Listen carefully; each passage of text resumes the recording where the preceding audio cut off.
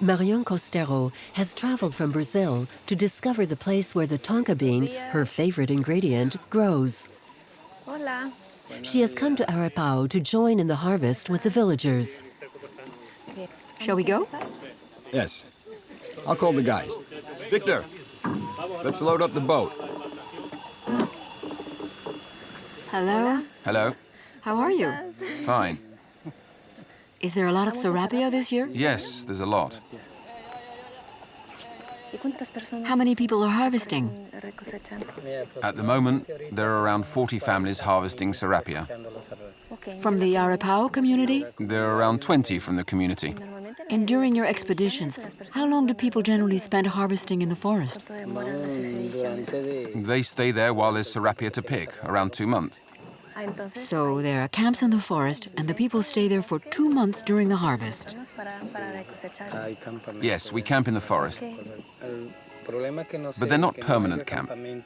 Every year when there's serapia, we have to set up the camps again.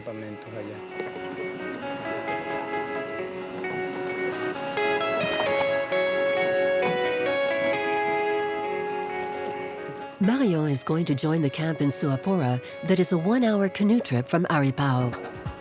Some families have already been there for several days now.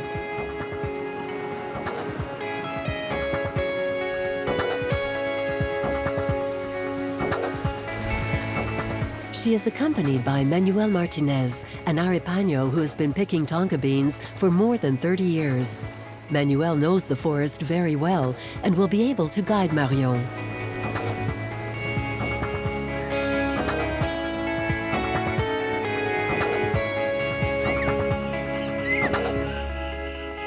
The Suapora camp is set up every year beside the river when the tonka bean season begins. Because it is so far away, there is no electricity or running water, but there is everything they need to live comfortably during the harvest. Hello. Hello and welcome. Thank you. Mavis. Marian. Welcome. This way. I also wanted to come here to meet the men and women who pick the tonka beans. We use these little bottles with liquid inside, but it's not just a raw ingredient. It's also lots of different stories. It's all this. If someone asks me tomorrow to create a new fragrance for men, then I might be inspired by all this. We arrived by boat. It smelt of water. It smelt of the river. There's also the odor of the breeze, and already I can detect touches of serapia, which smells sweet with a hint of tobacco. When we pulled up on the riverbank, it smelled of clay and fire because someone was lighting a fire. So I'll put all of that in my fragrances, and that will serve as inspiration, and it will also help me know about all the facets of tonka beans in greater depth. Everyone settles in for the time it takes to do their share of the tonka bean harvest before making way for the next arrival. Traditionally, the tonka bean harvest is done in families. At the moment, there are around 20 in Suapora. Each family gathers a certain quantity of beans that they will sell through an organization created by the inhabitants of the village of Aripao.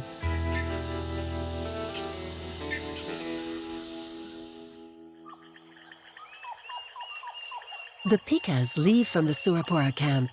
These paths head into the forest and lead to the areas where the cumaru grow. The paths were cleared a few months ago by the patrols. Marion, accompanied by Manuel and Oscar, discovers how thick the vegetation is in this forest. Does guasimo grow everywhere here? Yes, it's used to treat insect bites. Really? I'm going to need some then.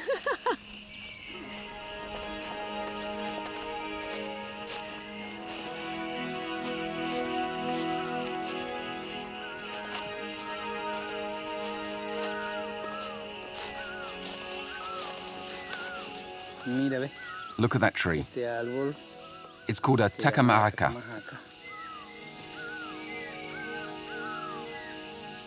It smells good. It's a medicinal tree. It smells of pepper with a touch of bread. It's fresh and a little aromatic.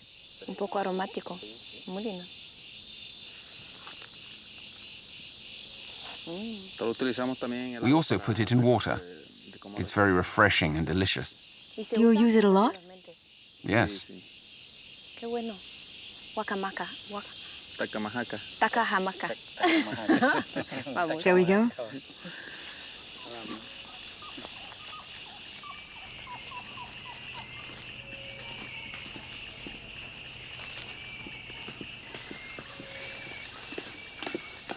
Hello.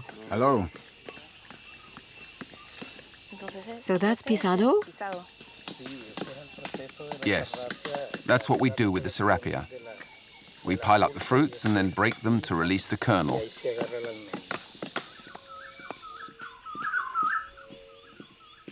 Can you show me a serapia tree?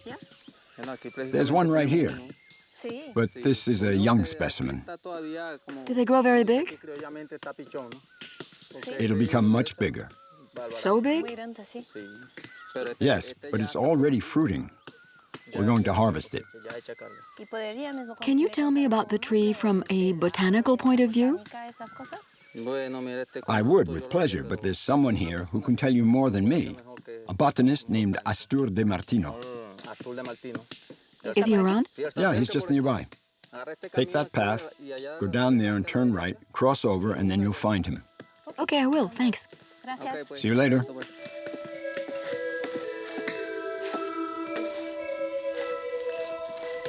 Not much is known about the cumaru tree. Only a few scientists have studied it, and then only occasionally.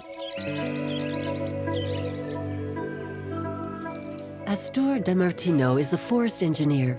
He regularly comes to this forest to take samples and to observe the growth of the cumarus planted nearby Suapura. He has carried out several studies on the tree.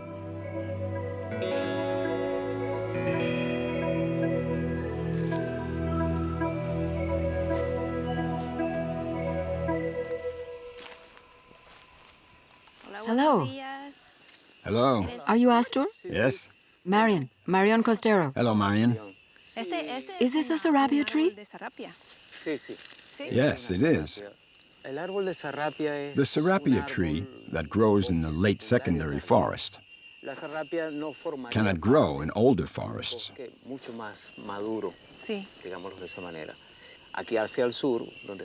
Farther to the south, where the forests are wetter, there are no serapia trees. That's because those are more advanced forests. The serapia needs a certain level of light to be able to regenerate.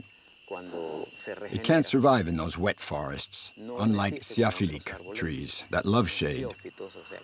The serapia doesn't flourish where there's not enough light.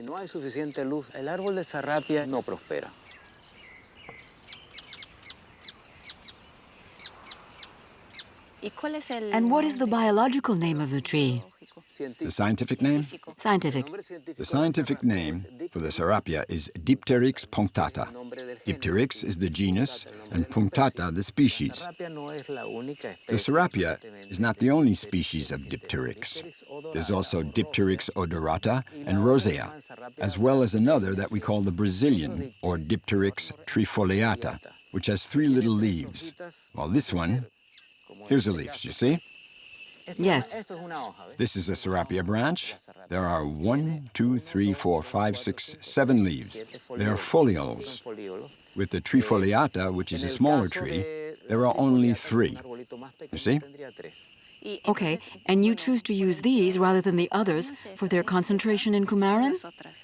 The others probably contain Coumarin, but not as much as this one. This one is much purer.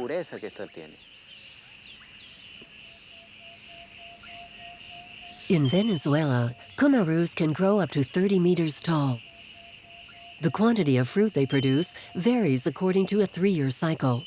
A productive year is followed by a medium year and then a poor year. The reason for this irregular production remains a mystery. Some botanists think that the tree's flowering is linked to the life cycle of a small fly the people here call the serapia mosquito. This insect acts as a pollinator. But the problem is that nobody has ever seen it at work. This year, the quality of the fruits on the trees and on the ground suggests that it's a good year. It's not worth bothering with the little ones. It's very hard to break them. It takes more work. Can you show me a small one and a big one? Here's a little one. This is a normal size one.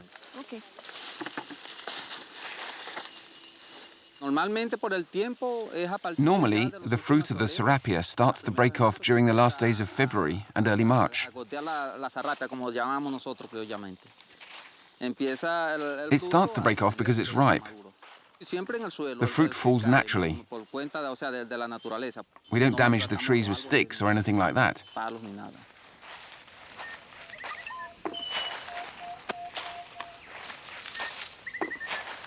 You cannot find this fruit anywhere else.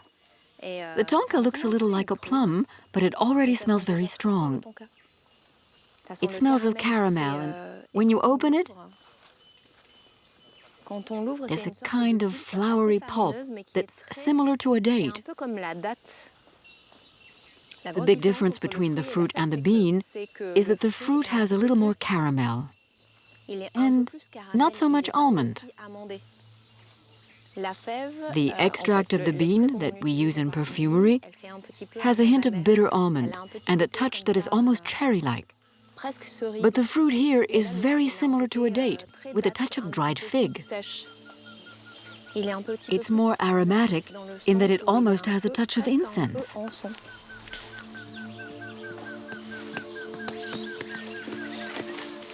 You can eat it.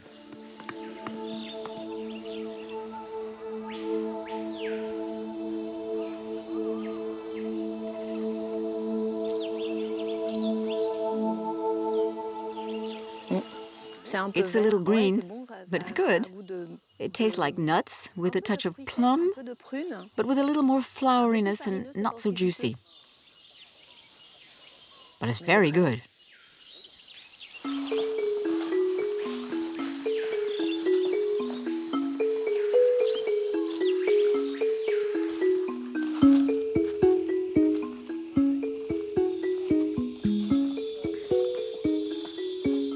When you discover new fragrances, it's also about discovering new experiences. For example, I can smell the serapia here, but when I take it back to my office, it will be a very different experience.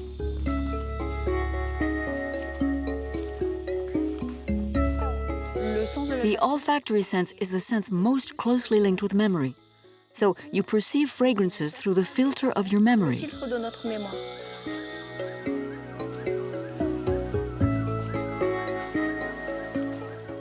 Every time I travel, it adds new fragrances and new memories to my library.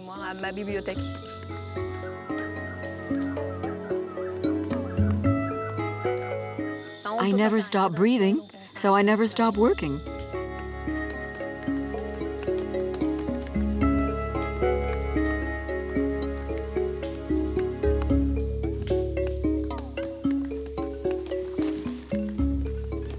Some of the fruit is shucked on site. Because the night falls fast, the pickers take the rest of the harvest back to the camp to finish off the following day.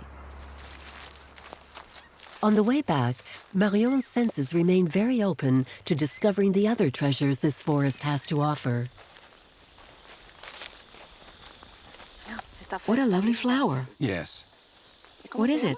Mountain rose. Does it have a scent? Yes. Mountain rose. It's a shame it doesn't smell more. It's very subtle.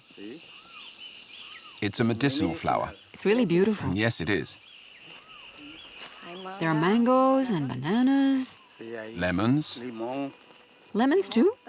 Yes, we have a few trees here.